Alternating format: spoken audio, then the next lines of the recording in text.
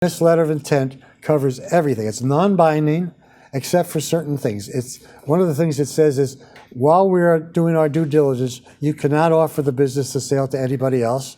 You'll not accept any other offers. You won't increase the salaries of any of your employees so that we're paying them twice what they're worth. And we'll do that when we buy it. And it sets forth the terms. And once you've agreed on the letter of intent, everybody signs it. Then you have your due diligence period where they open up their records and you can see just who they are. Some people will introduce you to some of their customers or clients. That's very rare, but the suppliers would be great to meet them. But most of the time, the seller wants to keep this a secret, doesn't even want their employees to know that this is happening. In the heat of the moment, many people will shortcut an extensive letter of intent. And that's a mistake.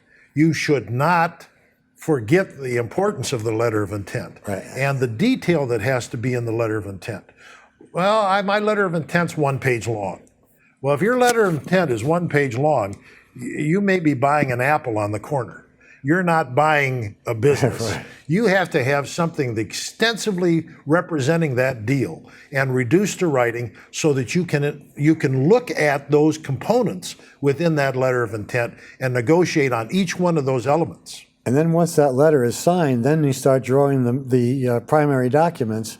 And when those are signed, then the letter of intent automatically terminates.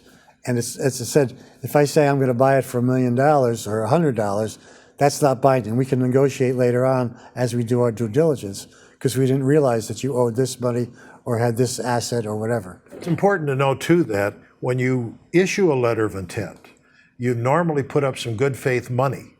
But unlike in a real estate deal where you put up good faith money, and if you can't deliver, then you lose it, a letter of intent typically is refundable.